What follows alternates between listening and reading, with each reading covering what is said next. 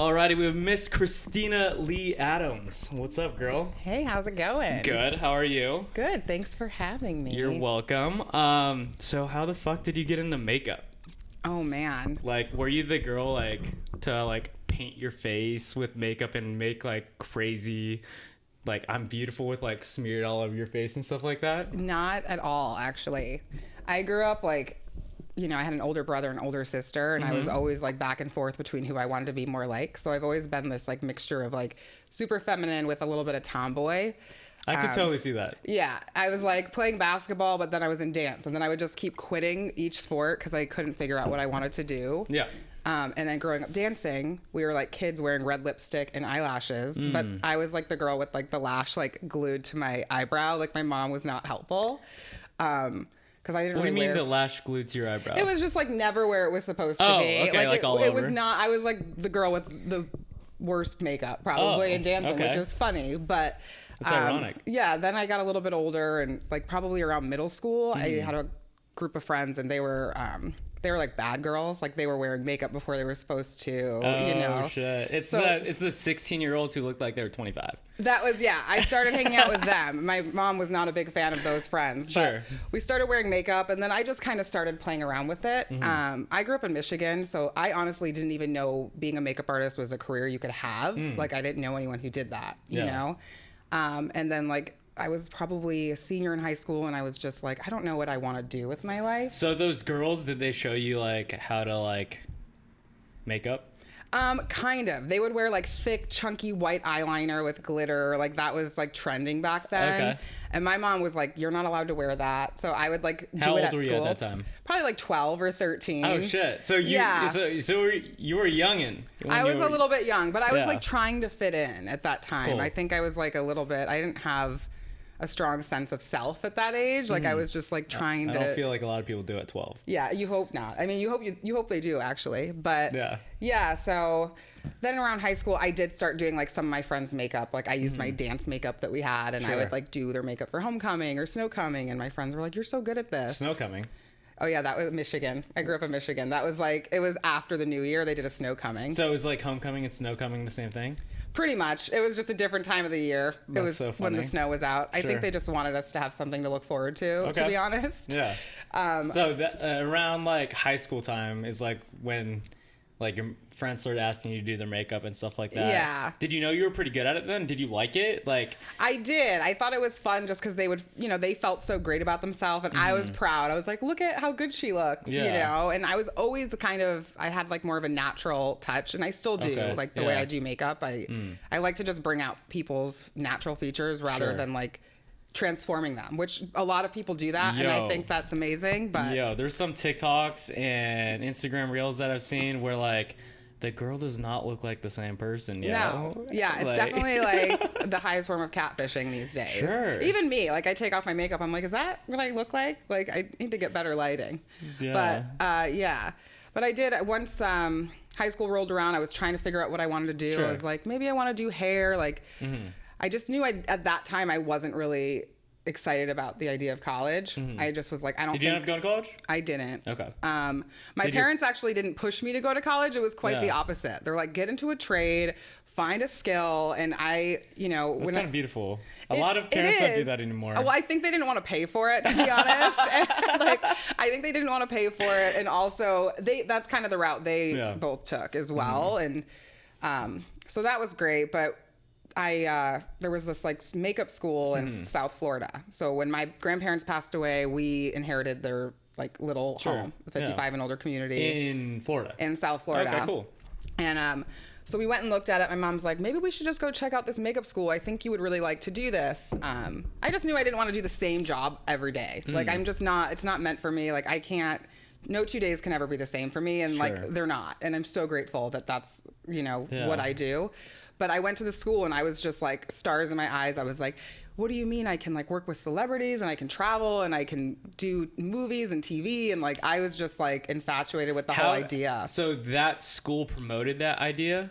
Well, you kind of gave it a tour. They didn't really promote that idea when we were doing a tour. They were just kind of telling us like the different stories of like what makeup artists who have done certain things. Exactly. Okay. And even the instructors there, you know, like there was instructors that worked on television or did work with celebrities so I was just kind of like, this seems awesome. Yeah.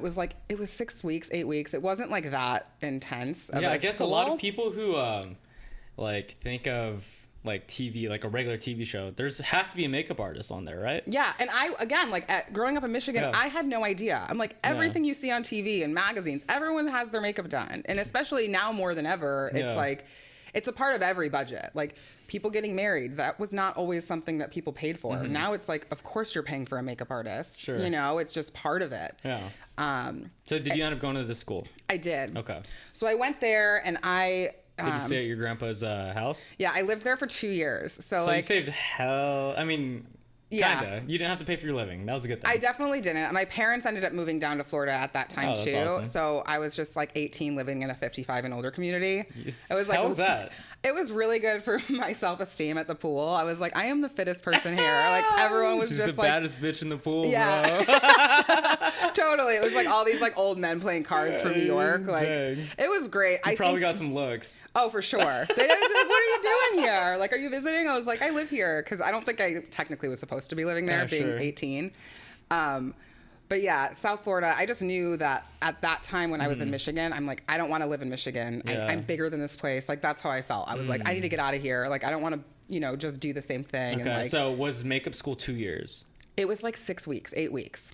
What? Yeah, it was very short. It's not like cosmetology. Okay, like, so what do you learn in makeup school? What was the process? Like, explain, tell me like what did you learn? How did it go about? Did a mannequin come in every day? I mean, or a human, and you paint their face? Or we did a lot. We did a lot with each other. So it was like a pretty small classroom. Okay. I think it was like maybe 20 kids at most. Sure. And we would learn about like color theory. We'd watch runway shows, and it was kind of just like, you know, I think at that time it was a pretty new school. It wasn't like a Joe Blasco or anything like I don't even know what that is. That's like a special effects type of school. Okay. Like we actually did learn how to do some special effects, like bald caps and all that, but that isn't what, you know. You specialize in. I just didn't love it. Yeah. It's not. I also don't like scary movies, so I'm like, I don't really want to make someone look like they were shot in the face. Like, yeah, that's kind of crazy. What they do in the movies, like how they look like someone slit their throat. Yeah, or it's like, so real. Like even in real life, I'm like, yeah, I don't want to be a part of that. Like it just feels too real to me. But yeah, like every day was different. We'd have like a book. We'd talk about color theory and face shapes and eye shapes and what techniques worked the best. Like it was pretty basic shit. So what's color theory? Basically just like if you add like pink, so let's say you have beige as a skin tone. If you add a little pink, like you're more like golden undertones and like someone has a little bit more red undertones. So you'd kind of work with like mixing foundation colors. So is it kind of like, so an artist, right? They're trying to like form like a different color, like they mix colors and stuff like that. Do you mix makeups together too? Yeah, I still do. Like when I have a client sit in my chair, I like I'll put like a pump. I'm pretty good at matching just from years of doing it. Like I could pick your foundation color, but sometimes I'll be like, oh, it needs to be a little darker. So I'll like add one a little darker. Cool. And then it's just like complementary colors. So like blue eyes, what brings out your blue eyes? I think all that's honestly bullshit. I think you can make anyone's eyes pop. But yes, like if I add a warmer tone to a blue eye, it does tend to make the eyes look a little bit more intense. So you kind of learn stuff like that. Warmer tones, does that mean like brighter colors? More like like think like sunshine. Like the sunset in LA. That's like a warm tone. Like I love that type of makeup. And then there's like cool tones, which is like blues, plums, like all of that. The vocab that you're using right now is very much like a lot of my friends who like work with Photoshop. Like undertones, overtones. And like, it's super cool. Continue. Sorry. Yeah, no. So, I mean, the school for me was honestly just like a catalyst for me to start working, which they really did. They taught us a lot about business. They actually set me up with my first job.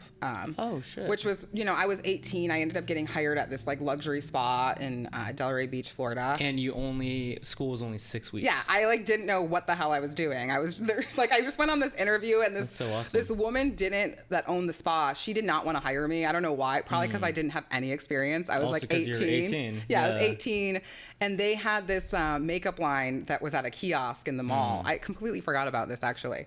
But it was like a really high-end spa. They did like massages, facials. Like price points were like $200 and up, which in 2006 was a lot. A lot. You know? I mean, like you see those a lot in like LA, but totally. Like, I feel like, yeah, that 2016 you said? 2006. 2006. Yeah. Yeah. Holy shit. Yeah, it was a lot. So, you know, there was like massages outside, and there was a little fountain. But the owner, like, she did not, for some reason, didn't want to hire me. And the guy who ran the makeup department, like, really fought for me. He's like, there's something about this girl, we have to hire her. She's like hungry. I'll teach her everything we know. And he was very, he was a straight makeup artist, which is actually pretty rare in our business. Is it? Yeah. Okay. I don't know. I think I know like 2 off the top of my head. His wife was also a makeup artist at the time. And he was just like, let's just get her set up at the mall at the kiosk, see what she can do, if she can sell products. And I'm like, I'm not really a salesy person. Like I'm good at selling something if I believe in it, but I can't pull people off a street. Like be like, hey, come try this. Like I'm not going to chase you down with a bottle of perfume at the mall. Like it's just not who I am. Have you watched Marvelous Mrs. Maisel? It's one of my favorite shows. I love that show. I've watched it like 3 times, and like every time a new season comes out, I'm like, let me rewatch the whole thing. Like, I feel like that's the exact same scenario of her, like, just like falling in love with makeup type of deal. Yeah. And like matching colors and stuff. And people were just, because she believed in what she was talking about. She's like, this lipstick is gorgeous on you. Like that, I can sell in that capacity where I'm telling you the truth, but if it looks bad on you, I'm gonna tell you. It looks bad. I might not tell you it looks bad. I just won't say it looks good either. Yeah. Like I'm just not gonna say anything. Yeah. But yeah, I ended up working at that kiosk, and then I did well. And then there was like an event, and they needed help. So she's like, "All right, let's give her a try." And like I came in and crushed it. And she apologized to me. She's like, "I was wrong about you." And then I started working at this spa, and we were doing like mini touch-ups on people. And this is in Florida. This is still in Florida. Okay. Yeah. And I think like people would get their hair done, and we'd call them like mini afterglows. So we would just like freshen them up before they would leave, or after a facial. And like the goal was to like upsell them product or have them book a service, which we would charge them to do their makeup. So at this point, when you're working at this kiosk and at this spa, so are you still working at the kiosk right? Oh, at this point, are you just working at the spa? No, they ended up closing the kiosk. It was a weird concept. Like, fuck that shit. Yeah, it's not really working. They're like selling makeup that, you know. Okay. So you're at the spa. At this point, you're like, oh, I fuck with doing makeup. Like, I really like it. I loved it. And I love, like, Giorgio, he was like my mentor. Like, he really took me under his wing. Yep. Okay. He was really like, took me under his wing and like taught me everything he knew.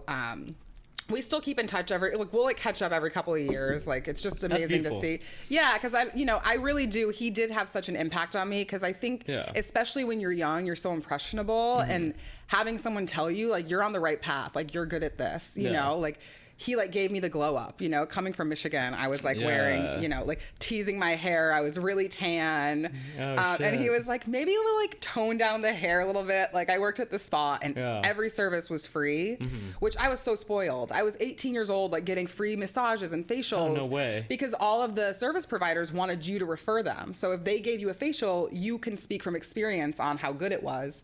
And like, we would trade services. So they'd be like, can you do my makeup tonight? And I'll give you a facial. Did you even know what a facial was in Michigan? No. Okay. Probably not. Like, I was literally like I'm still that person deep inside. Like, I like do my hair and makeup, but other than that, I'm pretty low maintenance when it comes to most things. I got a facial for the first time 2019, 2020. I didn't even like. How did you feel? I'm fucking amazing. Like, you're glowing. You're like, look at my skin. Pores are like, but the thing is like, I'm from Fresno, California. It's basically the Central Valley. It's basically a huge farm town. Yeah. Most of my friends are tall white cowboys, farmers. Not really actual cowboys, but you know what I'm getting at. Yeah, they're wearing cowboy boots and hats and saying things like y'all. Yeah, so I had this similar situation. Like, I didn't know this world existed, you know, that someone could get paid to like clean your face. That's kind of basically what it is. Yeah, ultimately, kind of. It's, you know what fucks me up about facials is like they like get you into this like deep state of relaxation and then they're like, now we're going to squeeze all the shit out of your face and we're going to make you cry and then you're on your way. Yeah, I feel like makeup, you don't have that. No, makeup is like such a relaxing service. It's like just me and my friends, eventually I ended up working in retail, but we would just like take clean brushes and just like rub them on our faces. I was like, this should be a service at a spa. It's like good. Very relaxing to just have someone basically petting your face with like fur, you know. It was really nice. Yeah. So how long were you at the spa for? I worked there probably for 1.5 years. Okay, so not that long. Not that long because I didn't like Florida. It wasn't for me. What didn't you like about Florida? The humidity first was like, I like needed oven mitts to drive my car. It was so fucking hot all the time. And Are you being legit about oven mitts? Like, did you actually have oven mitts? But you kind of needed to cool it off. It was like a tap of the steering wheel. I was like, this is really hot. And I've always had black cars. Sure. And then I just was at trouble. I had a hard time connecting with people there, which I'm like, it was my first time leaving my hometown. So I'm like, is it me? Yeah. And I don't think it was. I don't think it was me. I think I just, you know, the people I did connect with were like 20 years my senior. Like those were my people. And I was just like, I always knew I wanted to move to California, which is funny because I ended up moving to New York instead. And then From Florida? From Florida. Okay. So I was 20 when I moved to New York. Oh, shit. I lost my fake ID right before I moved. I was devastated. When did you get a fake ID? Probably when I was 18. I got mine at 16. You did? Wow. Yeah, I didn't even have a fake ID. I used someone else's ID that kind of looked like me. Okay. And I was pretty good, but he took it away because he asked what my sign was, and I wasn't prepared for that question. What your sign is? Like, based on the birthday of my fake ID. Because it was someone else's... I didn't even know what the heck... Your sign is. My sign was, like... my actual birthday until I moved to LA. When I went on a date and when a girl asked me, it was like, oh, what's your sign? And I'm like, what are you talking about? People always tell you to run when the people ask that. I always like, they're like, if they ask you what time you're born, you need to run in the other direction. I don't usually, I'll ask someone when their birthday is and then I'll do So someone in New York asked what your sign was? No, when I think it was in Florida or something. But that's what your sign was and they took your ID. Because I didn't know it. I was like, I'm a Leo, but I think the girl's ID so you knew you knew. Oh, I know my sign. I didn't know the girl's ID that I was using sign. She was an Aries. But I'm like, now I know the next time. Yeah. But in Florida, you could just reorder your ID online. So I just hit her up. I was like, hey, I'm sorry, but do you think you can order me a new ID? It's like $10. Oh, shit. You don't have to go to the DMV. That's what's up. Yeah, Casey Coleman. Shout out to her. Shout out, Casey. Yo, having a fake ID kind of like allows you to get into places, one, right? Yeah. Not just drinking, too. Like, I feel like it made me grow up quickly. Would you agree? Yeah. I guess. I mean, I don't know. It's weird. I started going to bars like pretty young when I was 18, but in Michigan, I never did. We would always just like drink in garages and basements and like have bonfires. But like we were drinking pretty heavily. Isn't it weird? Like that's a case scenario to like Florida to like New York is. What's New York like in that scene?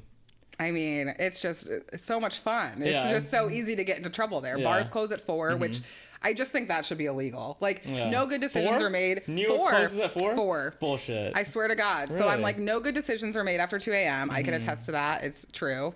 Because then 4 happens and you're like, then there's after hours. There's parties you can go to after. Or like, I would always host people back at my house. I like lived in this like luxury building. I lived with 5 girls. And yeah, it was actually really fun. So why did you move to New York? I was dating someone at the time and he got a job in New York and we weren't even that serious, but I was like, for me, it was like a kind of a ticket out of Florida. I was like, and I wouldn't have done it alone. From New York in Florida? No, he lived in Florida as well. Okay. He just got a job in New York and was like, I want you to move with me. And I was kind of like, Sure. Because I mean, my sister lived in New York at the time, and she's 7 years older than me. Yeah. So did you know New York had a scene for makeup, or were you I mean, I knew that was a great place for me to be. Like New York and LA really are like the best. You can do makeup anywhere, but I think as far as the level of makeup that I wanted to do, I needed to be in a big city. In New York, it was kind of I got a job. After the spa, just backtracking a little bit, I got a job at MAC, knowing that I kind of wanted to transfer to somewhere else because I knew I didn't want to be in Florida. Is MAC like a big makeup company? Yeah, okay. MAC Cosmetics. So at that time, it was like really hard to get a job there. There weren't that many stores, and I interviewed. That's why I left the spa. I interviewed because I'm like, it's easy to transfer. So I'm like, they're in every city. So I'm like, I can get a job here, work there, and then I can transfer after 6 months. She had it planned out. I did. It's funny. I was probably more responsible at 18 than I am now. Like I was about to say, like, as an 18 or 19-year-old at the time, that's like very well thought out. Oh yeah. I was just like, I was another place. I was like, I have to get out of here. I'm bigger than this place. Yeah. I was like, I can't live in Florida forever. I also just think I was like 20. I didn't want to live at home anymore. Like I love my parents, but where do you think that, I guess, like, feeling came from? Like, I'm bigger than this. I need to get out of here. Honestly, probably my older sister. She moved to New York when she was 17. For what? For dance. She's a choreographer. She's very successful. So I watched her, always follow her dreams. And like in the summer, she would go away for, intensives and all of that. And I just always thought she was so cool and all of the things that she was doing. And I went and visited her. And her version of New York and mine were a little different. Like she was like Upper East Side. She's very like dainty. I am not. I'm like a bull in a china shop. Like I was like, but when I moved to New York, I found my place, which I'm more Brooklyn, downtown. That was, so it's like we're different, but we do have a lot of similarities. Yeah. And she just also, like just watching her follow her dreams and be successful and living on her own. Like I think, even if I didn't realize it at the time, like I think that always has inspired me to do that and like make me believe like you can do whatever you want. Like she would travel every weekend. I thought that was so cool to travel for work. I still do. Yeah. Did you have any, I guess like, what's the pushback or resistance to doing that? Because like, I feel like a lot of people at like 18, 19 don't necessarily know what they want to do. Society tells them like, hey, go get a stable job that gives you benefits, that so on and so forth. My parents, I mean, thank God for them. I think they also like pushed my sister to do what she loved to do, like letting your kid move to New York City by herself at 17. Like not every parent is going to allow that to happen. And like, they've always been really supportive. And I think because they wanted me to do a trade, they're like, you can do a trade. Like I'm not really book smart, but I'm like, I have common sense. I have grit. Like I hustle. So I'm like, and I think my parents saw that in me before I did. So there wasn't really pushback. Like it was definitely sad, like to watch me leave. It was like, I'm the youngest. So it was the last kid to leave the house, but not from like any other friends or like friends. No, I think if they did, they didn't tell me. Like my friends were always just like, you're so, I've been so lucky my entire life. I've always had the best friends. Like in high school, I won like the best friends award. Like I'm such a girl's girl. Like I'm so fortunate to have so many friends around me that are supportive and push me. And honestly, even now to this day, like I wouldn't be where I'm at without my best friends. Like we all work kind of in the same industry and they've given me so many jobs or brought me along for the ride. And like, every time my friend like reaches a new level of success, like they bring me up with them or vice versa. Like we pick each other up. It's not, cause I think people think, oh, this is competitive. Like you guys are working in the same industry. And I'm like, it's quite the opposite, like we all do things together. Like, I mean, it depends, I think, because like, there's also like a lot of people who are competitive in like these type of spaces, but like the best friends are the friends that are happy for you when something good happens to you. You know, and I feel like it's a big, like, it's a bad sign if like a friend's kind of like envious or like you can tell there's bad energy when you said something's good happening to you. Yeah, you know? When I worked in New York, one of my first jobs, this woman that I worked with, her name was Liz Beth, and she'd always be like, Christina, stop sharing everything with people, because I like to share good news. I'm like, can you believe this happened? Because I would be happy for one of my friends. But she was like, jealousy exists in this world. You have to stop sharing the good things and I didn't listen to her, of course. I still shared it. And like, as I've gotten older, I've realized like, maybe some things, cause you also don't know where someone else is at in their life. And it's like, you could be doing really well and they could be down at that moment. And it doesn't mean they're not going to end up being back up, but not everyone can be as supportive when things are hard. It is hard, like especially being a freelancer. Like there's some months that I'm really busy and there's some months that I'm slow. Like, are you full freelance right now? I've been full freelance since I was 25. I went. Oh shit. Yeah, it was. I probably did that prematurely. I was like, I'm sick of working in retail. So were you at Mac in New York for? I was there for probably 5 years. 5 years. And then I worked at NARS for a year. Okay. And then that was like... That was it. That was it. I was like, I'm going on my own. How did you start building up your clientele? I think I kind of already had a little bit built in just working in the retail space. Sure. I started doing shoots. I was assisting a lot in editorials, like so big agencies. I wish I would have started doing that. What's an editorial? Like Vogue, Harper's Bazaar. Okay. It's like ad campaigns. Like magazines, yeah, it's cool. Like that whole space. That's big in New York, like the fashion scene. Like I was doing like Fashion Week and all of that. I wish I started doing that younger. Yeah. How was working at Fashion Week? I guess because I bet it's low key beautiful chaos. I mean, I guess some people work really hard to get there, and this, I don't mean to sound like an asshole, but I kind of got there and I was like, 4 hours, you're going to pay me this. I was like, I'd rather be doing the people who are going to the shows, which is ultimately what I ended up doing. Okay. Like, I like building relationships with people one-on-one. Yeah. Doing Fashion Week, everyone's so stressed out, and I'm like, why are you all so stressed? Like, we have so much time. Like, they say, oh, you have to be ready in 20 minutes. I'm like, no, you literally get like 45 minutes to an hour to do a model that already looks perfect. Like, I'm gonna put moisturizer on them and brush up their eyebrows. Exactly. So it was just, I think a lot of that, it was the personalities at Fashion Week. And I don't mean to talk shit on it because I mean, I'm so grateful for the experiences, but also I was just like, this is kind of bullshit. Like, I think it's like the hype of it, and people feel like I'm doing Fashion Week and I'm important, and I've never been that way. I'm like, even just like working with celebrities, they're like, I worked with a celebrity and I'm so talented and good. I was like, I don't really give a shit about celebrities. Like, they're the same as regular people.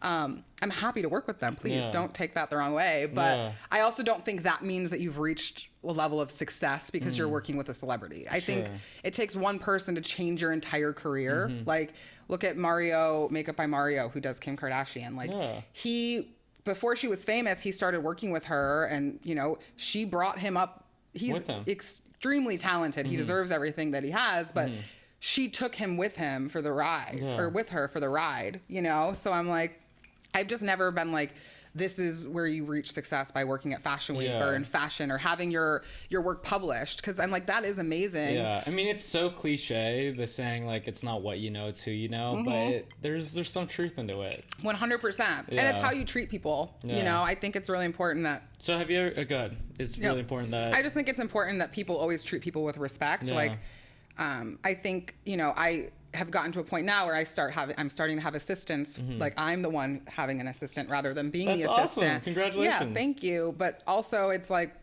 I'm never going to treat them like I'm better than them, because I've also been in the assistant shoes where I'm like, I have had people talk down to me, and I'm like, that's not going to work for me, because I don't think we were just talking about it before the podcast.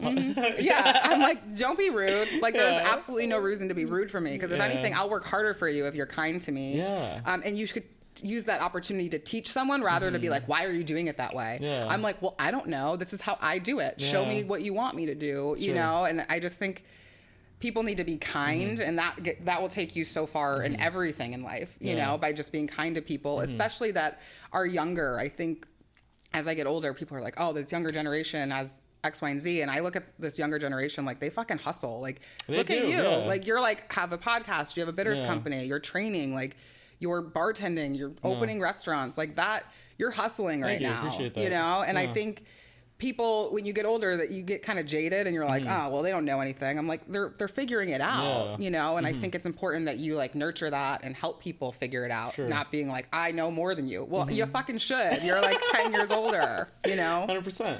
Yeah. What do you call it?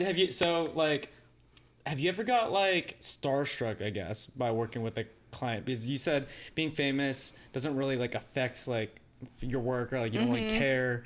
I kind of have that same mindset, but I've worked at Soho, and like a ton of really cool people work there. I mean, come in, like I think the two biggest ones were Kanye and Adele.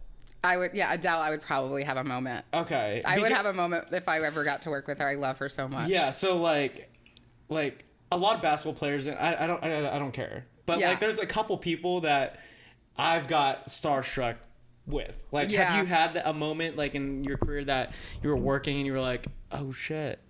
Not really. Which is weird. I don't know if it's... I don't know. I guess the one time, I don't know if this would be starstruck, but I was like really nervous. I was doing, so Shauna Robertson. She's a producer. She like produces like Judd Apatow films, like Knocked Up, like all these hilarious movies. That's lit. That's and awesome. she's married to Ed Norton. Oh, cool. So Hulk, right? Yeah. Hulk. Yeah. Yep. So she had me go to her house to get ready, and this is when I was probably 24. Like I don't even know how I was connected to her. Someone referred me to her, and she was like, "Oh, here's the address for the home," and it was Naomi Campbell's house. Big time, you know Naomi Campbell. Yeah. So I went there. It was in the winter, and they like had me sign an NDA and all this it was like for the Met Gala. It was like a big year for her. Does that happen in NDAs a lot? No, it actually hasn't. So that's for me. I was really young.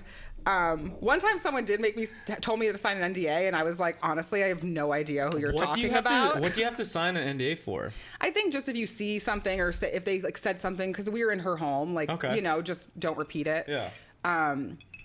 But yeah, one time there was someone else that was like, you need to sign an NDA for, you know, Drew Brees or whatever. And I was like, I'll be honest, I have no fucking idea who this is. Yeah. And then they're like, he's like a big time like football player. I was like, oh, I'm happy to sign it. But like, cool. I didn't, you know, they just do it to protect the talent. But it was Naomi Campbell's house. And when I got there, they're like, can you take your shoes off? And I was like, oh God. I was like wearing mismatched socks with a hole in them. And it was like one of my big toes. This is 24. I was 24 years old. Yeah. Like I had no business being in Naomi Campbell's house. I was like, I don't know how I got this job. You say that, but you had a lot of business. Yeah, apparently I did. But I would have, you know, now I would know if you go to anyone's house, just wear matching socks. Or ones without holes. Yeah. Yeah. Or that. Like, but I was like, apparently I couldn't afford a new pair. So I was like, that's so funny. You'll forever remember that moment because you wear mismatched socks. 100%. Like, and I still will probably wear a mismatched sock, but no more holes. Yeah. I'm like, if I get holes, I will throw them away. But I was like, I have to take my socks off. Right. Yeah, but I was like, I have to take my socks off. I'm like, I can't do her makeup with a hole in my sock. Yeah. But then I was like, but then she's gonna be looking at my feet. And I was like, did I get a pedicure? Like, I was sweating so hard about this because I was like, and then Ed Norton asked me if I could touch up his makeup. He's like, can you like just cover this like pimple? Like he's like really low key. I've worked with her. He's super chill. Like I've listened to him on like Rogan, and like he just produced his first movie, I think, like 6 months ago or something like that. Oh yeah, he's so cool. They're very down to earth, and I've worked with her since. So obviously it was fine, but I was just like that moment. It wasn't even being starstruck. I was more just like mortified. I was like, what's going on? And also Rachel Zoe probably, who I don't even know who that is. She's a stylist. Like she styles like every like big celebrity. She had a reality show. Okay. I used to watch her in high school, and she's part of the reason that I like was excited about doing makeup, you know, which is funny. Like I idolized her being younger. And then my friend Ashley worked with her and was like, whenever she wasn't free, she's like, you can use Christina. She's great. Yeah. And now I'm in LA. She uses me all the time. Yeah. I work with her. She's probably one of my top clients. Yeah. What do you think makes you different than any other makeup artist out there? That's tough because I don't think anyone's like, I mean, I'm unique in my own way, but I think I'm just my level of, we're going to edit all this shit out. I'm like, I don't know. Go ahead. Think about it. I'm trying to think. I don't think anything like sets me apart. I think just me being me, like I'm very down to earth. Just you as a person. Yeah, I'm just humble. Like there's makeup artists that are far more talented than me, and there's makeup artists that are at the same level. Like I'm constantly growing and changing. Like even today, sometimes I'm like, what the hell did I just do? Like I always get there at the end, but I'm like, what? I'm like, I made some poor choices. Like I chose the wrong tool or something. I don't think anyone would ever like correct you though, because like. For example, I feel like we're similar in the sense that I have clients for personal training, right? Yeah. And I plan a workout for them. I go to their house. You probably go to their houses. I do a workout. You put makeup on their face. Yeah. And I'll tell them to do, I don't know, a split squat or something like. And maybe that day, a split squat does not make sense. Yeah. And maybe that day, that brush made no sense. But I don't think they would ever question you because you're the expert in the space, and you just thinking that kind of does no one any justice. Totally, it's so true. And I always they would never know. But also, I think I'm really good at calming people down. I have a very like calming energy. Like if people are stressed, I'm like, it's fine. Yeah. Like I'm really good at like calming people down, making them feel comfortable. I feel like your voice is very what's the word?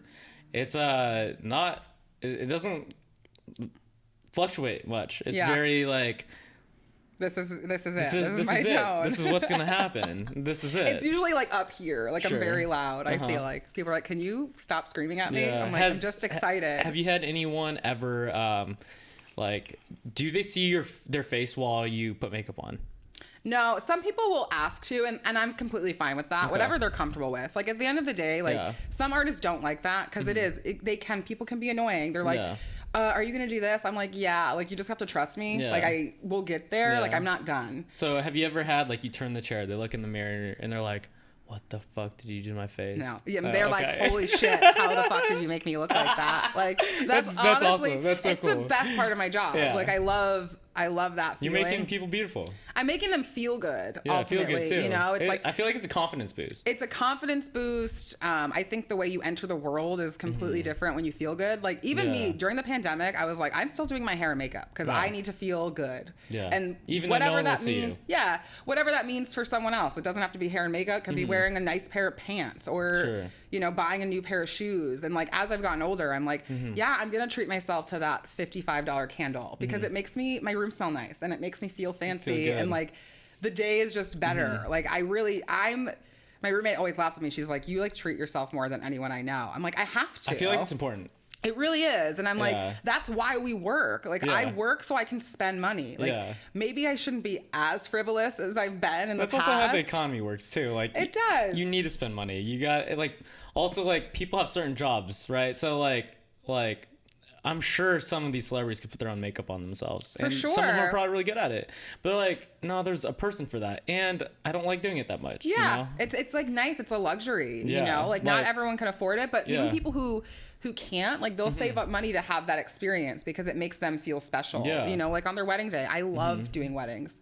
You know, I think for a long time people were like, oh, like wedding makeup artist, you're lame. Like, and I was like going through this struggle. Why would they say you're lame? Not lame. It's in New York. It was like it was the time I was working in fashion, which is why I'm like, these are not my people. Like, they're just not always the kindest, you know? Like, they look down on people. And I'm like, for what? Like, we're all here to make people look better. Like, and I think there's an artistic value in doing the fashion editorial. And I dabble in that still. Yeah. But for me, what makes me the happiest is making people feel good. And like, I love weddings. It's like I'm just bullshitting with a bunch of girls. Yeah. I'm making them feel good. They're always very grateful.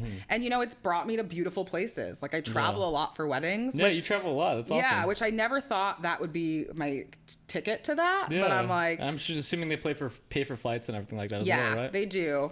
Pay for flights and travel and food and all that. And then I'm just like, this is the coolest job. Like I really do. I think... You know, moving here, I moved here right before the pandemic, and so what's that? I don't even know. Over 2 years now? It was February 2020, so it's almost. I'm coming up on 2 years. Oh my god! In 2 weeks, it's like 2 years. That's crazy. And the whole first year, like, I don't want to say it was a wash because it definitely wasn't. It was like such an amazing time in my life, which you know. I feel almost bad saying that because I know it was really hard for most people. I mean, why was it such an amazing time for you? I think it gave me the break that I needed. You know, moving to a new city. Not knowing as many people. Like I had some connections here, but I was starting over. Yeah. What was the purpose of moving to LA?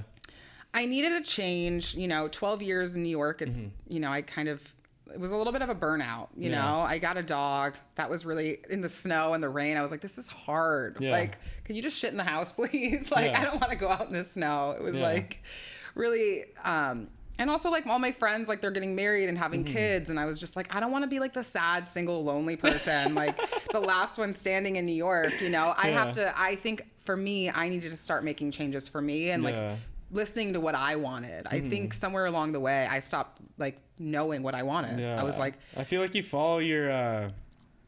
intuition very well. Yeah, for the most part. And like when I don't trust it is when I like run into some trouble. You know, I feel like I have a really good intuition for the most part. And I had a feeling. I was like, I think this is going to be good because I think living anywhere for 12 years, I think change is good for growth. Like if you don't change, you'll never grow or change. Like it's easy to get stuck and like do the same thing over and over again, you know? And then when the pandemic happened, like it was kind of nice because it gave me a little bit of space to figure out what I wanted to do. how I wanted my life to look here. You know, I was on unemployment. Like I was very grateful that they gave that to freelancers. Otherwise that would not have been a good year for me. Sure. You know, like I was lucky enough where my unemployment covered my rent and like I couldn't go anywhere. So I wasn't really spending any money. Cause it was a lot of pressure as a freelancer to move to a new city and just like start working right away. Yeah. I feel like, it fucked a lot of people up. Yeah. And like, I feel like the unemployment, like I was on it too. Like it saved my ass. Yeah. For sure. At least at that point. Yeah. And then I started, me and my roommate and I started volunteering at a farm, like this ranch. Like I was just doing things I normally wouldn't have ever done. Yeah. You know, it was like, I need to like jump outside of the box. Like a lot of people were like, you should do makeup tutorials online. I'm like, yeah, I get that. But I kind of want to take this space and this time for me and figure it out, because I think I lost my sense of self a little bit in New York the last couple of years. Like I'm really a great friend and I'll always show up for you and I'll do whatever makes people happy. But I stopped listening to what do I like to do? Like I kind of forgot. Like that's, you know, it was like I did a lot of work on myself. You know, I started going on hikes and I was like hiking by myself, which also I don't recommend unless you do it with someone. I was like on All Trails app and like finding all these hikes, and then I'd be on them. I'm like, there is not a single soul around. Like, am I going to be murdered or eaten by a mountain lion? I don't know. It's kind of creepy. Like in LA, like hikes can be like kind of sketch. Like I always carry a knife now. Oh. No, just because like... I mean, I lived in LA long enough to know I probably need one too. It's kind of a scary place sometimes. Yeah, like just walking around too. Like especially if you're a female, like... low-key, I get scared walking downtown by myself, you know? Like... Well, because a lot of the times you're alone. Like I've had a couple of run-ins with homeless people. I mean, I've been around homeless people in New York for 12 years. I'd be more likely to sit down and have like a sandwich with them. Like here, I'm like... It's a little different. It's different. It's a lot of mental illness and it's unfortunate. You know, it's a sad situation, but it's also, I'm like, they could be looking at me. I don't know what they're seeing. So it's the unpredictableness of it. Like I crossed the street at noon and was like, someone swung at me and I like jumped back and I'm like, well, I understand the song. Even that UCLA girl last week. Did you hear about it? At the store, the furniture store. Was that, and that was just a random attack. It's so sad. No, it was just, he was, I don't quote me on this. I don't know if it's actually like the actual truth behind it, but I think it was like homeless, mental illness, and just walked in and I don't know what happened exactly. But, well, you heard she ended up texting her friends in the store and said, this guy's sketching me out. Like she actually wrote a text. Oh, shit. So she knew something wasn't right. And it's like, I can't even talk about it. It makes me so like sad. Like to think, cause I know that fear, especially when you're alone, you know, like if I always feel like if there's someone with me, I don't care if they're weaker than me or smaller, I feel safer with just the presence of another person. Human, even if it was a kid, because I'd be like, I will come to protect them, you know, like I'll step up to the plate. But normally I'm like, oh God, like you never really know what you're going to do in that situation. But that was really, you know, it's really sad. Super She's sad. so young and stuff like that happens a lot, you know, which is why honestly, like more often than you think. Yeah, I like avoid the news, and people are like, you need to listen to the. I don't pay attention to the news. I'm like, I don't. It's all negative. I understand why it's important to know what's going on, but also sometimes it's just not good for like my mental health. And like, I'm like, you'll tell. I'm sure someone will tell me if you want me to hear a story. You'll let me know. Like you'll find out some way or the other for sure. Exactly, it will be in your face, but it's really unfortunate what happens. What type of dog did you get in New York? A little cockapoo. Cockapoo? He is the sweetest What's little dog. Name? Theodore Theodore Quincy Adams. Oh, yeah. Nice. Quincy was my dog growing up, and he ran away, which is like the source of so much trauma. Like I'm so afraid of other people walking my dog. I'm like, they're gonna let the leash go, and he's gonna get hit by a car. Like I go through all of these scenarios. Like I don't really have a lot of anxiety, but I do when it comes to my dog. Yeah. Did you get Theodore as a puppy? Yeah. How's raising a dog in New York?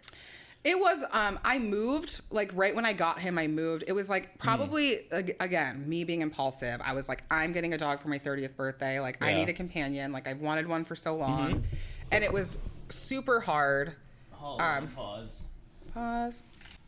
Alrighty, so what's the most beautiful part about, like, making people pretty? I think just, like, the feeling, like, watching them look at themselves in the mirror and they're like, oh my God, I've never felt this pretty before. And just like, has that happened a lot? Yeah. Like I have clients that when clients text me after like the night and send me pictures and they're like, this is the best makeup I've ever had. And I do believe, obviously, I'm a talented makeup artist. I know that, but I think it goes deeper than that. I think just the conversations that we have, and like you get deep with some of your clients, you know. It's like we talk about emotional shit, and I feel like it's especially if you have clients like I do too, like and especially if you work with them a lot, you become friends with them. Yeah, of course. One, and like two, you feel like you're you're part of their life. Like you're a friend who does a service for them. Yeah. Right. And so, what was your point right before that? Just like, you know, getting to know your clients on a deeper level and like building that rapport. Yeah. And like, it becomes way more important. I feel like it becomes not a therapy session, but like... But kind of. And sometimes for us too. Like, even if we're not the ones, I like to like let them do the talking. But sometimes it does lead into They'll ask too. Yeah, and it leads to me being like, you know what, that's really relatable. Because everyone in this life is relatable. You can relate to anyone if you really work at it. And I think finding that common ground with people, you know, and realizing like everyone has pain and struggle and like heartbreak. Like we've all experienced that, or we will at some point in our life, you know? So that's the reason why I started this podcast. I the biggest thing is like every conversation that I had with a good friend, I've always like learned something, especially if you ask the right questions. Yeah. And I feel like you could learn something from anybody. Totally. You know? And so I met Christina at 45. Yeah. Right? And first off, how do you like F45? I'm addicted. It's like my first healthy addiction I've ever had. Yeah, it's a good, it's the best quick workout like I've personally ever done too. Yeah. Like one, you don't have to think about it. Two, like everyone in that room, regardless of how fit or not fit you are, is suffering. That is so true. Like when I walk in and like one of the trainers is like, that was really fucking hard. I'm like, oh God. Like, you know, and it's nice. For me, it's like the sense of community, but also no two workouts are ever the same, which again goes back to me. Like I don't want any day in my life to look exactly the same. Cause I'm like, it's like, I don't really know what's going to happen. It's like, let's just be surprised by it. And like, when did you start? I started in June of 2021. Yeah, so like maybe 7 months. Yeah. Yeah. But do you feel better as a human? I mean, I feel like I am in the best shape of my life. Like as far as like I think like my body, my body is transformed. I'm stronger. Like mentally, I feel more tough. Like I do prioritize going to the gym now, which I never would have thought I would say that. Like truly, I wake up and I'm like, especially as a freelancer, some days I don't have work. Like I will always make it a point to still go there because I'm like, I've accomplished something and I did it for myself, and it's like an investment for into myself, you know, and like the sense of community. Like I went into the farmer's market with Tevin and Michael. I don't know if you know them. They're awesome. I am obsessed with them. They're so awesome. And they also have a little doodle dog. So first I was just like, these people are really funny. Like I want to be friends with them. They're hilarious. Yeah, they're so hilarious. Funny. I'm always drawn to humor. Yeah. So and especially at Studio City, everyone there is very friendly, and everyone talks to each other. I did one girl's makeup for her wedding. She was like, "You're a makeup artist?" Which one? Megan? Lily. No, Lily. Oh, Lily. Yeah,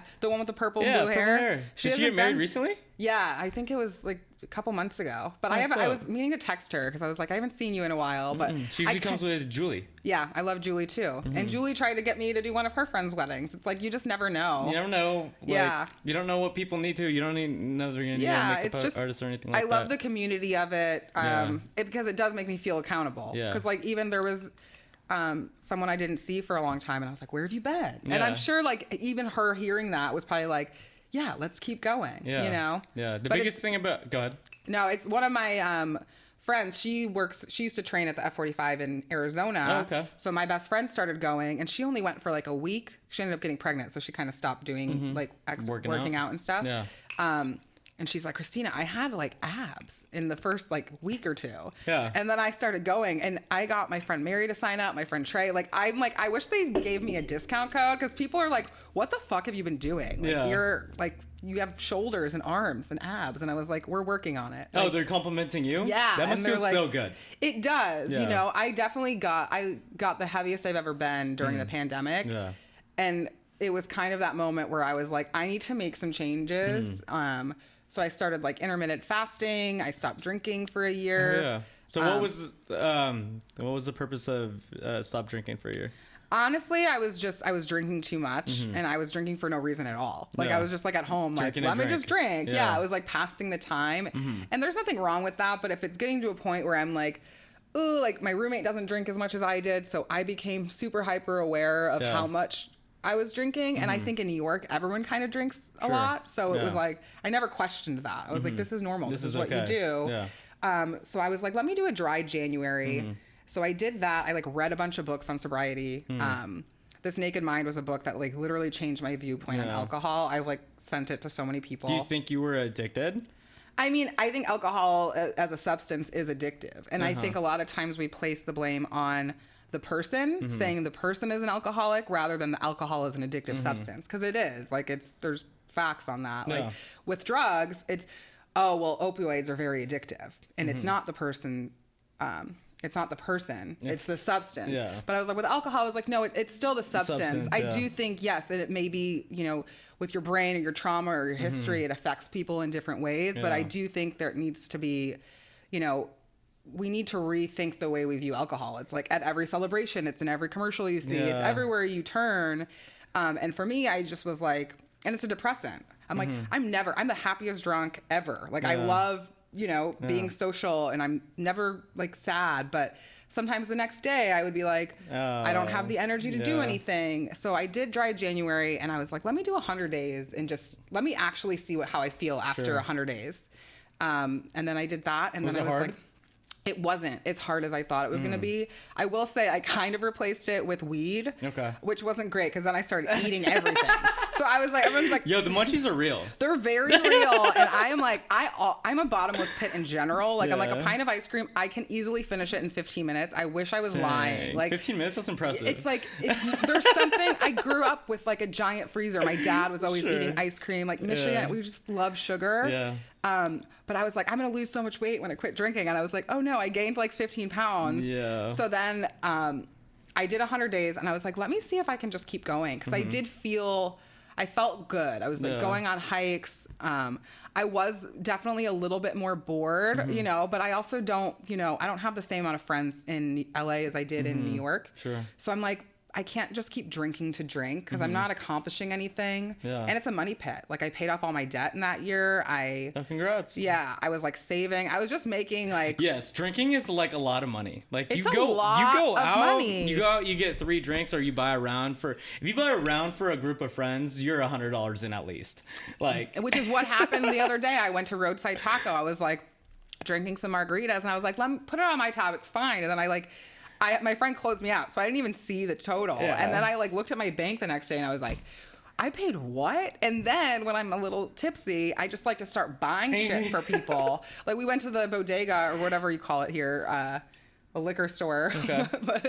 And I was just like buying my roommate ice cream because he was craving cinnamon. So I'm like, I'm going to get him everything cinnamon in this place. Like, because I like to be thoughtful, but I'm like. Very thoughtful. But also, does he need like 20 flavors of cinnamon in snacks? Probably not. Probably not. Yeah. But that's kind of what it was. So I did the year. I went to weddings without drinking. I went to bachelorette parties. Dang. That was the hardest for me. That's impressive. Most of the time, for me, it was like such a moment of I can do really hard things, and I've never given myself credit for that. Yeah. I'm always like, I give up, or I'm like, I can't, it's too hard. And if anyone to quit drinking, I think me doing it, people were like, whoa. Like, and I've had a lot of people reach out to me. It's amazing to see that it did inspire other people to ask questions, or how did you do it? Or I want to take a break. Like, people would just like kind of confide in me with that, which was really nice to see. That's cool. But I did the year. I feel like that also gave you a purpose to keep continuing not drinking. It did, because I was like, I'm really impressive. Like, I'm still having a really, I was like, I'm still having a great time. Like, because I can get on people's level. So if you're getting a little tipsy and you're getting loose and I'm sober, I'll still get loose with you. Yeah. Like, I'm goofy. That's awesome. But then, you know, if they're not, like, I think when I'm drinking, I'm like the ringleader of like, let's go do this and have a good time. And like, let's, you know. At least you're a happy drunk. There's a lot of people who like, are not. Oh, yeah. You know? We all know the type. Yeah, and so it's hardworking. So, like, bitters are made of alcohol, right? And our slogan is spark your spirits. So, like, because there's a candle as a logo, and spirits in terms of, like, happy spirit, as well as, like, your alcohol spirit. You're putting drops into your alcohol. Oh, I love that. So, so it's super cool, but there's also, like, a fine line, too, because if you're promoting alcohol or, like, whatever, there's a point of your spirits of being super happy, good. But then some people, there's that, like, right over you cross that tipping point, it's not. It gets dark, yeah. So back to my bringing, how we met at F45, and so we met at F45, and back to learning from everybody. Yeah. When I found out you're a makeup artist, I thought that was, like, super cool, right? Because there's a lot of people in LA who do things for a living that, like, in a small town don't make sense, like you said. Yeah. Like, one of my personal training clients, she's a nurse, right? And her sister, somehow, she does, like, Rita Ora and J-Lo's hair. And she does that for a living. Yeah. And I thought that was super cool. But I don't know her that well. Yeah. And I kind of knew you to the point. And you gave me a good compliment one day. I don't coach there too much anymore. And you were like, oh, like, you're one of my favorite coaches. You bring, like, a very good energy, and I really appreciate that. I was like, oh, thank you. Cool. Yeah. So I was like, oh, maybe we could sit down and talk, and we finally got to do it. Like, I'm so excited. I am too. And also, I think me giving you that compliment, like, I think people feel, like, good feelings about people all the time. They don't necessarily always share them. Yeah. And I think that needs to stop. Like, you, Kevy, like, there's certain coaches, like, I love all the coaches. There's not a coach I don't like, but there's certain ones that I'm like, push me harder. Yeah. And I'm like, this hurts. Like, Kevy will get down and just start, like, He'll he's do like, it with I'm doing you. it with you. I'm like, please don't. Like, I want to stop. It's hard. But, like, there are people that I'm like, they bring a light and energy, and you have that, you know? And then just even seeing all the things that you're doing, I just think it's so cool that you're, like, dabbling in whatever and figuring it out. Like you said, the big, like, do what you like. Yeah. Why does it have to be, you know, you can try something. I tried pottery during the pandemic. I was like, I'm going to be, like, someone who makes plants. Like, I'm going to start an Etsy shop. I'm going to like, make planters. Like, I was buying a lot of plants, and I wanted to make planters. What I ended up with was a lot of shitty pinch pots. What's a pinch pot? Like, it's just a tiny little thing. Like, I put change in it. It's like, they're so ugly. But hey, there's the use for it. You're putting change in it. I went to Cornell Winery. Have you ever been there? No. So it's this really cute winery. Is it in Cornell? It's in Agora Hills. It's like in a mountain. It's like a wine store. They do wine tastings. There's a restaurant on. They have like a little nursery and shop. And every time I go there, like, I really like the guy who works there, David. I always like drunkenly buy, you know, whatever the hell he wants. Like, I have a sign that says One Love in my backyard. Like, definitely didn't need that for $30, but I just wanted to support the business. And I was telling him about my pottery. I was like, yeah, I'm really bad at it. I'm probably just going to have to start a business called Shitty Bowls. And then he's like, I love that. He's like, I'll sell them here for you if you want. Like, and I was like, he really would have, but I was like, I'm like, I only have 4, and like, they're so bad that I don't want to do this again. So I'm gonna have to give those as gifts. But I love that he's like, I'll give you a little setup. You should have definitely seen what it could happen. I mean, honestly, yeah. But I think if I ever did, I would do the pottery again. Yeah. I would like to pay someone to clean it up for me after. And that is it super, super messy? It's messy. It's like clay. It's thick. The studio I went to, I didn't love the guy who taught me. I didn't think he was very invested in teaching. I think my experience would have been different if there was someone more hands-on. Like, I was using the wrong amount of clay for 3 weeks, and so were 4 other people in our 6-person class. No one corrected you? No one. He's like, oh, you guys are supposed to be using a pound. I was like, well, everyone here is using 2, so I think you're the problem in this equation. Have you heard of Williams Pottery on Instagram? No. You should follow him. Like, I found him, I guess, during the pandemic, and like, he basically takes his what's the clay making machine called? The wheel. The wheel. Yeah. And he just puts it in his truck. The wheel. I'm like, it might have a more. I was just like, the wheel. I don't know. Is it the wheel? The ghost machine. I just like always think of the movie Ghost. That's what I was going for. Like, so he takes this ghost machine, he puts it in his car, and he travels to like landmarks, like the Grand Canyon or Indian National Park or Joshua Tree. Sets it up, no one fucking around him, with this amazing fucking scenery behind him. Yeah. And does a time lapse of him making a beautiful fucking pottery. I love that. And he started killing it, started selling every piece from a different place. And it just shows you that like you could make a living off making pottery in the middle of the fucking desert. Yeah, I mean it's such a cool concept too, because every piece is probably inspired by your surroundings, you know, and it's like to watch someone make something at the Grand Canyon, like there's just like an attachment to that where you're like, oh my God, like I, spread someone's ashes at the Grand Canyon. What a beautiful way to like, there's just so many ways that your brain can work to make it make sense. But I love that concept of also like, because it like captures your audience and makes them want to watch because it's stunning. Yeah, I just thought of that when you said that.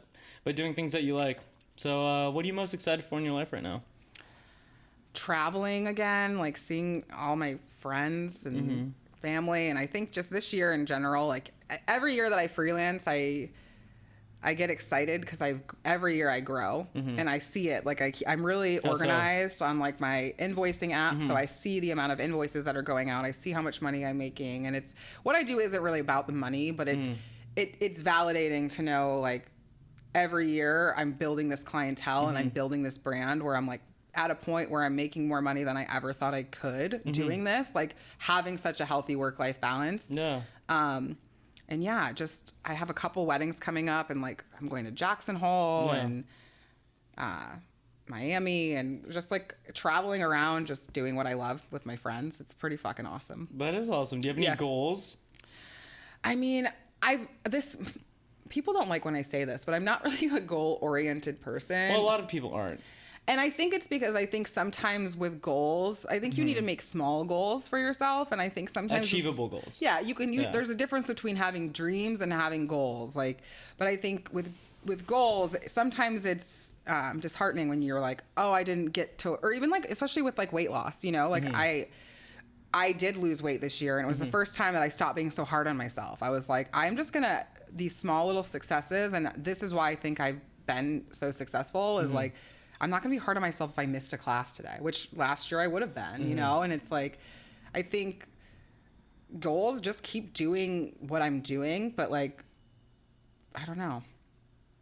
Right now, I feel like I'm on the right path. Like, I feel very good about where I'm at, and like being so new to LA and, almost 2 years, but that first year I wasn't meeting anybody. Yeah. Just like networking and working with more people. LA is also hard to get. I mean, in my opinion, LA is kind of hard to have good relationships. I feel like a lot of people want something out of you in LA, and most of my best friends in LA I've met through the most random occasions. Like one of my best friends in LA I met at a squat rack at LA Fitness.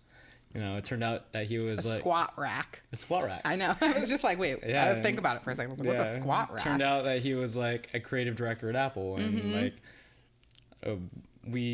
our friends met together, and like it grew and grew and grew. It's super cool, but like I feel like you could not meet a lot of people out here. Like I feel like LA people aren't genuinely nice. Yeah. Like I'll go on a hike in LA like you're talking about. I'll say, hi, how's your day going? They're just dead face. Yeah.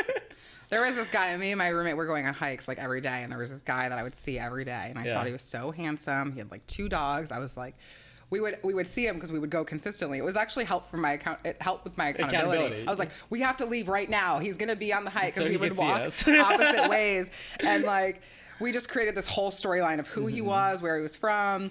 Do girls do that a lot? Huh? Do girls do that a lot? Probably not. I'm a fucking weirdo. I'll like meet someone and be like, oh, that's my boyfriend. Like he doesn't know my name. Sure. But yeah, we would see him every day. And then like we finally, like one day we said hi, or I brought Theo, I brought my dog on the hike, and like Theo approached his dog, and I was like, this is my opportunity. And he was like, oh, she's not nice. It was the way he talked to me that I was like, you're not very nice. And then I immediately was like, I don't like that guy. Like he didn't do anything wrong, but I was like, he wasn't nice or kind. And I think, I can see through bullshit really easily. Yeah. Like I don't fuck with people like that, because you can tell if someone's looking at you having a conversation, or like they're looking around seeing what else is going on. Like I'm like, you're not really present with me. Or, I'm grateful that I'm here in my 30s, because I'm like, I don't really care. I'm like, I have my friends. I'd love to make new ones, but I also don't really, I have my core people. I live with like one of my best friends. So like, that's like family to me. Like I'm very fortunate in that way, but I definitely can see that. Like I was on set the other day, and it was definitely like, there was someone that was just kind of rude, and she was just like sitting on the couch, like barking orders at people. Yeah. I was like, what are you doing? Get off your ass and do it yourself. Like stuff like that where I'm like, and that she's very talented, but I'm also like, I don't really want to work with you. Like I want to surround myself with people that are kind, they hustle, they're, you know, good at their jobs. Like that's who I want to surround myself with. Same with clients, you know, like my clients, everyone's like, do you have any bad experiences? I was like, not really. I really don't, because I think it depends on how you interact with people too. Like how you respond. How you respond. Yeah. Because sometimes I have a bad day and I can lash out. Usually not at someone that's like helping me, but I need someone, if they check me, I'm like, I'm really sorry. And then I'll probably end up crying. I'm like, I'm sorry I was mean to you. I was having a bad day. Yeah. But yeah, it's totally true. But yeah, as far as, I'm just looking forward to continuing to do what I do. And like, so I came up with this definition of success probably like 6 months ago. Maybe a little bit longer, I don't know. But my definition of success is doing what you want to do, when you want to do it, with the people who you want to do it with.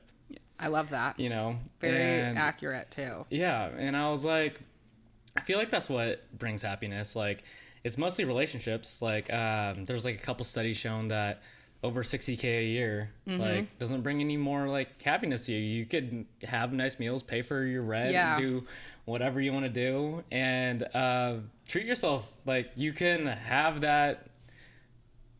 those shoes that you wanted and save up for, or get a haircut. It's so true. You know? I think too, it's just being grateful. Like waking up is a success, honestly. Like so many people don't actually have that. Like they. Do you think about that a lot?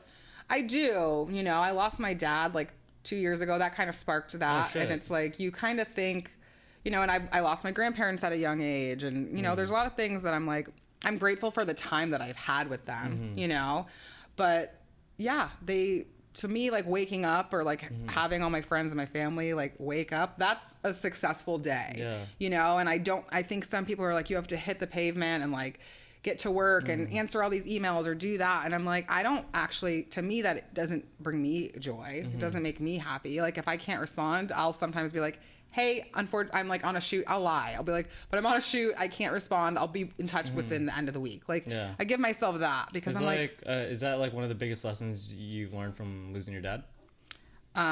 Just like waking up being a success or what? Yeah, kind of. I mean, he was sick for a long time, so I thought I was going to lose my dad so many times. And when it finally happened, there was, I hate to say there was a sense of relief because of course I didn't want to lose him, but this like back and forth, it was like playing with our whole family of like, is he going to be okay? Like he went through so many ups and downs and like my parents really like, they traveled so much in those 10 years and it's so beautiful. Like my mom, they were together for 40 years and they just like, I know. That's a success in itself right exactly. there. Like, you know, so that to me was, you know, inspiring because I know my parents in that moment, I know my mom like feels guilt sometimes feeling like, well, I didn't come and visit you as much or this, but I was like, but you put yourself first. And I think for me, that's inspiring, you know, because parents, I think so many times they like leave what they're doing to help with their kids and they lose their own sense of self. And I think it's more important to provide a good example for your children, you know, to look up to the fact that like, yeah, like he had 10 years left. We didn't know he had 10 years, but they were like going, like when he ended up, the final decline of his health was they were in Bermuda celebrating their 40th anniversary. Oh, shit. That's where they had their honeymoon. And my dad like didn't want to tell her. Yeah, my dad, it's really beautiful, but my dad didn't want to tell her that he was like, you know, not doing well, but he like had to be like airlifted off of Bermuda. They spent a lot of time there, but you know, and they never really worried us with a lot of that stuff. And I'm sure that wasn't easy, but I actually, it's made me a better person because I'm like, if I'm going through a hard time, I'm like, I don't need to put that on someone else, like, because it's not going to, I don't want people to treat me different either. Like when my dad passed, like I didn't really announce it on social media, which there are times where I regret that because I do think it's important to have the support of people, even people you don't know very well, like reaching out. I think it means something. And now I know that. Shows that people care. Exactly. Even people you think you don't even know who you are anymore. They like care. Someone from like middle school that I haven't talked to, but it's like people, there is a sense of attachment to people that you've known for a long time. And but I didn't want the support. Like at that time, like I tend to like I'm a little bit more private in that. Like I'm not, like I struggle with vulnerability sometimes. It's hard to be open with people. Yeah, because it opens a whole new can of worms, or like people feel sorry for you. I'm like, don't feel sorry for me. My dad was a fucking legend. Like his name was Skippy Dean Adams. Like he was so goofy and funny, and That's like a dope name. Yeah, that was his birth name. But like he also, you know, he lives on. Like what I really try to remember. Like my dad was 44 when he had me, so he was a little bit older, but like there's so much of his personality that lives on in me and my siblings and my mom, and I'm like, that like will continue when I have kids. Like they're gonna get like these like silly songs that my dad would sing, like I'll sing to my kids. Like it's amazing to think of like full circle, like how that people keep living through different generations and you don't know why you're the way you are. You're like, oh, it's actually like it could have been like my great grandfather I've never met or heard of, but I could say something because that's what he used to say. And a lot of people, like, I guess, don't, like, they think like death doesn't happen. Like, everyone is gonna end up dying. You know, like we all 100% will die. Like that is part of the human experience. And that's the biggest thing. Like when I think about like problems or like doing certain things, I was like, everyone meets the same fate. Do what you want to do. Be a good person. Be nice. Like, you know, all that. Do you have any advice to, like, I guess, like, a little Christina who is, like, wanting to pursue makeup or, like, because, like, it's not a very walked path. Right? And, like, there's probably a ton of little girls who are 12 years old who are putting makeup on in their room. They're like, oh, I look so pretty with this on. And their parents are telling them, like, you can't be a makeup artist or anything like that. Like, what's your advice to, I guess, those little girls? Or not, doesn't even have to be little girls. Like the 25-year-old who's in LA who loves putting makeup on their friends. The I don't know, mid 30-year-old who like loves makeup but stuck at a job that she doesn't like. Well, first, the little girl whose parents said she can't be a makeup artist, you should tell your parents to go fuck themselves because they're wrong. Don't cuss at your parents' kids. But if they're assholes, you can do it. I would just say don't be so hard on yourself, which is something I wish that I learned, and just keep putting one foot in front of the other. Like every day that you practice something, you're making progress. Like nothing happens overnight, you know? Like, and don't compare yourself to people. Like comparison is a thief of joy. I think. Who said that? Oh. Is it Maya Angelou? No. Or, no, it's someone that I love. Comparison is a thief of joy is fuck. It starts with a C. We'll look it up after. Yeah, we'll figure it out. But I think that for me too, especially with social media, there was a long time that I was like not putting my work out on the internet because I was like, oh, it's like, I don't like this eyebrow is out of place. Like I was so hard on myself, and I still am to an extent, but I'm like, to someone else that they're not going to notice that. And like, when I really just like let go of that and I started putting my work out there, people were like, this is so beautiful. And like, it brought me more work and things that I was like, I don't really love that image, or I didn't like the light or that picture they chose. But yeah, stop being so hard on yourself because everyone starts somewhere in anything that you do. Like, you know, I'm still like that. I want to be perfect and I'm afraid of making mistakes, but like without those mistakes, I wouldn't be where I'm at. Like never, again, back to my always be kind to people and be inspired by people. You'll never be the best. I'll never be the best at anything I do in my entire life. And instead of me being upset by that, I should be inspired by that to be like, how could I be more like this person or learn from them and take something positive? Who are your biggest inspirations besides straight makeup artists who we talked about in the beginning? I love Lotstar. She's an amazing makeup artist. Nikki Makeup. Like these are some Instagram things, but they're so Lotstar actually, that's her Instagram name. I love that that's how we refer to people now. I've been following her since I was like 18. I was just obsessed with her work, like because she's very creative, and she just does beautiful makeup. And also, honestly, I'm probably the most inspired by my friends.